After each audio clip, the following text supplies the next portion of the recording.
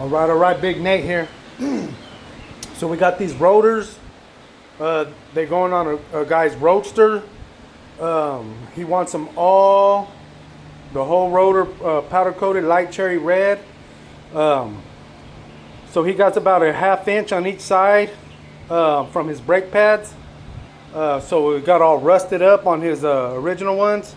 So we're gonna just go ahead and he wants them all powder coated light cherry red, and then he's gonna burn it off with his old rotors, with his old brake pads, and then put on some new ones afterwards. So let's do it. Light cherry red from Prismatic Powders.